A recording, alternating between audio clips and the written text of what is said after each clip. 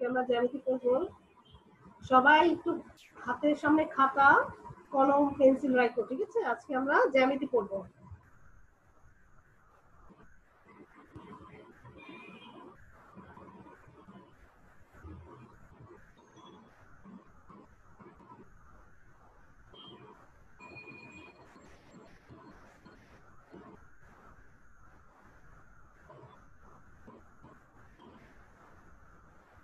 ছাত্ররা তোমাকে দেখতে পাচ্ছ? দেখতে পেলে একটু হাত তুলো। তোমাকে দেখতে পাচ্ছ? ওকে, ঠিক আছে ঠিক আছে, এবার হাত নামাও হাত নামাও। হ্যাঁ, পড়ানো শুরু করেছি। ওকে, ঠিক।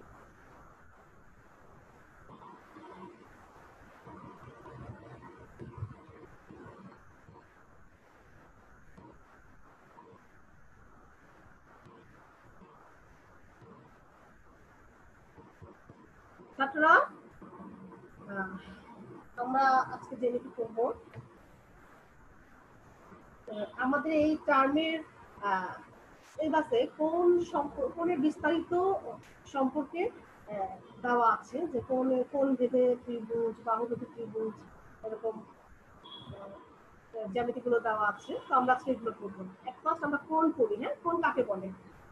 খেয়াল করো ছাত্ররা, দুটি সরল রেখা পরস্পরকে ছেদ করলে যা উৎপন্ন হয় তাকে কোণ বলে। দুটি সরল রেখা পরস্পরকে ছেদ করলে যা উৎপন্ন হয় তাকে কোণ বলে। দেখো, দুটি সরল রেখা দেখেছো, এ ও এবং ও বি, দুটো সরল রেখা পরস্পরকে ছেদ করেছে ও বিন্দুতে, তাই না? ও বিন্দুতে ছেদ করেছে এবং ও বিন্দুতে কিন্তু একটি কোণ উৎপন্ন হয়েছে, ঠিক আছে? আবার বলছি, দুটি সরল রেখা পরস্পরকে ছেদ করলে যা উৎপন্ন হয় তাকে কোণ বলে। এবার দেখো সন্নিহিত কোণ। সন্নিহিত কোণ, সন্নিহিত কোণ কাকে বলে? যদি দুইটি কোণের একটি সাধারণ বাহু থাকে, যদি দুইটা কোণ, এই দেখো দুইটা কোণ, তাই না? A B C R D B C, দুইটা কোণ, হ্যাঁ, তাদের একটা সাধারণ বাহু থাকে। এই যে বিসি হচ্ছে একটা সাধারণ বাহু। সাধারণ বাহু কাকে বলে? যে বাহুটা দুইটা কোণেরই আছে, দুইটা কোণের ক্ষেত্রেই আছে, ঠিক আছে? তবে একটি কোণের অপর কোণের সন্নিহিত কোণ, তাহলে এই কোণটা এই কোণের সন্নিহিত কোণ, আবার এই কোণটা এই কোণের সন্নিহিত কোণ। আবার খেয়াল করো, আবার বলছি, যদি দুইটি কোণের একটি সাধারণ বাহু থাকে তবে একটি কোণের অপর কোণের সন্নিহিত কোণ, একটি কোণকে অপর কোণের সন্নিহিত কোণ বলা হয়। যেমন দেখো, এখানে দুইটা কোণ হয়েছে, একটা 22 ডিগ্রি, একটা 39 ডিগ্রি। এই 22 ডিগ্রি 39 ডিগ্রির কোণের সন্নিহিত কোণ, আবার 39 ডিগ্রি 22 ডিগ্রি কোণের সন্নিহিত কোণ। এখানে দুইটা কোণ এ বি সি, আবার সি বি ডি, আর তাদের দুইটা কোণের একটি সাধারণ বাহু হচ্ছে বিসি, ঠিক আছে? আচ্ছা, বিপ্রতীপ কোণ। বিপ্রতীপ কোণ কাকে বলে? দুটি সরল রেখা পরস্পর ছেদ করলে যে চারটি কোণ উৎপন্ন হয়, এদের যে কোনো একটিকে তার বিপরীত কোণের বিপ্রতীপ কোণ বলে। আবার বলছি, দুটি সরল রেখা পরস্পর ছেদ করে, এই দেখা দুইটা সরল রেখা, এই যে দুইটা সরল রেখা, ঠিক আছে? এই দুইটা হচ্ছে সরল রেখা, পরস্পরকে ছেদ করলে যে চারটা কোণ উৎপন্ন হয়েছে, দেখো চারটা কোণ, 75 ডিগ্রি 75 ডিগ্রি 105 ডিগ্রি 105 ডিগ্রি, চারটা কোণ উৎপন্ন হয়েছে না? হ্যাঁ, এদের যে কোনো একটিকে মানে যে কোনো একটিকে তার বিপরীত কোণের বিপরীত কোণ বলে। যে কোনো একটিকে, যেমন এই 75 ডিগ্রিকে তার বিপরীত কি? এই 75 ডিগ্রি, তাই না? এই 75 ডিগ্রিকে এই 75 ডিগ্রির বিপরীত কোণ বলা হয়। আবার এই 75 ডিগ্রিকে এই 75 ডিগ্রির বিপরীত কোণ বলা হয়। এখানে এই 105 ডিগ্রি কোণটাকে এই 100 তার বিপরীতে কি আছে? এই 105 ডিগ্রি কোণ আছে, তার বিপরীত কোণ বলা হয়। আবার এই 105 ডিগ্রিটাকে এই 105 তার বিপরীতে যে 105 ডিগ্রিটা রয়েছে, ডিগ্রি কোণটা রয়েছে, তার বিপরীত কোণ বলা হয়, ঠিক আছে? আচ্ছা, কোণ ভেদে ত্রিভুজ নিয়ে আমাদের সিলেবাসে আছে। আমরা জানি কোণ ভেদে ত্রিভুজ আসলে তিন প্রকার: সমকোণী ত্রিভুজ, স্থূলকোণী ত্রিভুজ, এখানে বানানটা ভেঙে গেছে, ঠিক আছে? স্থূলকোণী ত্রিভুজ, স এর সাথে থ হবে, তারপর এটা হবে স্থূলকোণী ত্রিভুজ, ঠিক আছে? সমকোণী ত্রিভুজ, স্থূলকোণী ত্রিভুজ, সূক্ষ্মকোণী ত্রিভুজ।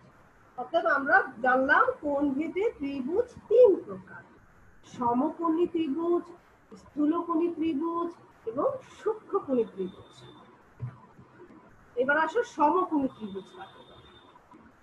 ঠিক আছে, এবার সমকোণী ত্রিভুজ কাকে বলে?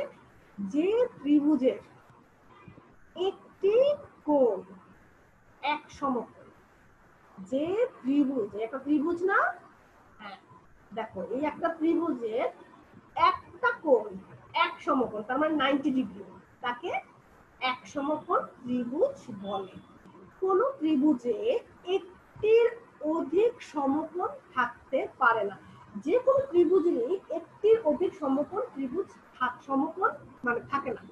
সমকোণী ত্রিভুজের সমকোণের বিপরীত বাহুকে সমকোণী, এই যে সমকোণী ত্রিভুজ, এই সমকোণী ত্রিভুজের এই এই যে সমকোণটা, যে এটা বিপরীত যেই বাহুটা, এই বাহুটাকে, তাই না? এটার বিপরীত এই বাহুটা, তাই না? দেখো ছাত্ররা আরেকটু ক্লিয়ার করে দেখাই।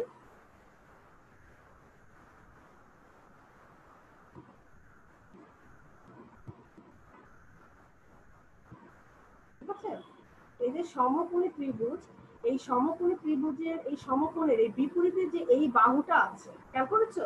এটাকে অতিভুজ বলা হয়। এবং সমকোণ সংলগ্ন বাহুদ্বয়, এই যে সমকোণ সংলগ্ন হচ্ছে এই যে এই দুটা বাহুদ্বয়, এই বাহুদ্বয় দুটাকে কি বলা হয়? মানে বাহুদ্বয়কে একটিকে ভূমি, একটাকে ভূমি, অপরটিকে লম্ব বলা হয়। এখন কথা হচ্ছে যে মিস পরীক্ষার হলে কি আমরা এতগুলো লিখতে পারবো নাকি?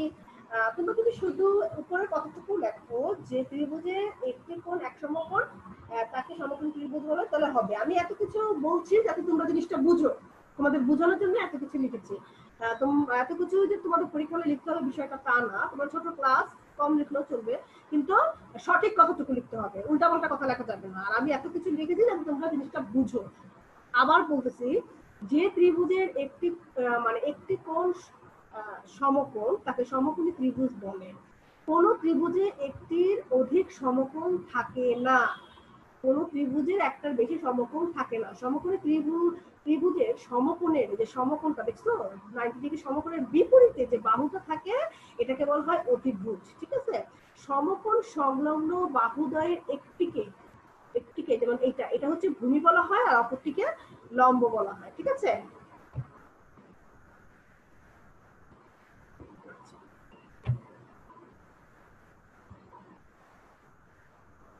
এবার দেখো স্থূলকোণী ত্রিভুজ। স্থূলকোণী ত্রিভুজ কি? যে ত্রিভুজের একটি কোণ স্থূলকোণ। ঠিক আছে, স্থূলকোণ কি আমরা কিন্তু মানে ফার্স্ট টার্মে পড়েছি, বা এক সমকোণ অপেক্ষা বেশি, যেটা 90 ডিগ্রি অপেক্ষা বেশি, সেটা কি স্থূলকোণ ত্রিভুজ বলে। খেয়াল করো, আবার বলছি, যে ত্রিভুজের একটি কোণ স্থূলকোণ, একটা কোণ হচ্ছে স্থূলকোণ, বা এক সমকোণের অপেক্ষা বড়, সেটাকে স্থূলকোণী ত্রিভুজ বলে। দেখো এটা, এটা কিন্তু 90 ডিগ্রি অপেক্ষা বেশি। পাশে কিন্তু লিখে দেওয়া হয়েছে যে এই কোণটা হচ্ছে তোমার 40 ডিগ্রি, এই বিটা হচ্ছে তোমার 40 ডিগ্রি, আর এইটা হলো 100 ডিগ্রি। ঠিক আছে, অতএব এটা হচ্ছে একটা স্থূলকোণী ত্রিভুজ। কোন ত্রিভুজের একের অধিক স্থূলকোণ থাকতে পারে না। কোন একটা ত্রিভুজের একের বেশি স্থূলকোণ সম্ভব না। যে কোনো একটা ত্রিভুজে একের বেশি যেমন সমকোণ সম্ভব না, তেমনি একের বেশি স্থূলকোণও সম্ভব না। এবার দেখো সূক্ষ্মকোণী ত্রিভুজ। যে ত্রিভুজের তিনটি কোণই এক সমকোণ অথবা 90 ডিগ্রি এর ছোট, তাকে সূক্ষ্মকোণী ত্রিভুজ বলে। আবার বলছি, যে ত্রিভুজের তিনটি কোণই এক সমকোণ বা 90 ডিগ্রি অপেক্ষা ছোট, তাকে সূক্ষ্মকোণী ত্রিভুজ বলে। দেখো এখানে এ বি সি একটা ত্রিভুজ, যা প্রত্যেকটা কোণই 90 ডিগ্রি থেকে ছোট। এবার আমরা পড়ব বাহুভেদে ত্রিভুজের। ত্রিভুজ তিন প্রকার। ছাত্ররা, পড়া শেষ হলে আমি তোমাদেরকে সময় দিব, ঠিক আছে, প্রশ্ন উত্তর দেওয়ার। ঠিক আছে, আচ্ছা, বাহুভেদে ত্রিভুজ তিন প্রকার: সমবাহু ত্রিভুজ, সমদ্বিবাহু ত্রিভুজ, বিষমবাহু ত্রিভুজ। খেয়াল করো, বাহুভেদে ত্রিভুজ তিন প্রকার: সমবাহু ত্রিভুজ, সমদ্বিবাহু ত্রিভুজ, এবং বিষমবাহু ত্রিভুজ।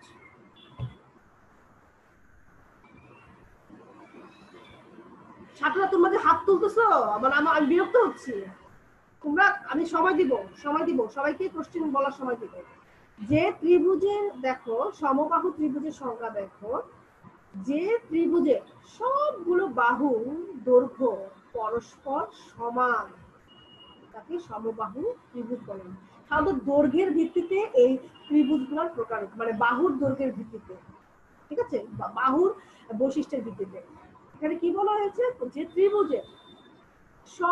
ত্রিভুজের সবগুলো বাহু, তার মানে এই একটা বাহু দাগ দিয়ে দিছে, দেখছো, এই তিনটা বাহুর দৈর্ঘ্যই সমান, তাকে সমবাহু ত্রিভুজ বলে। অন্যভাবে বলা যায় ত্রিভুজের কোণগুলোর মান,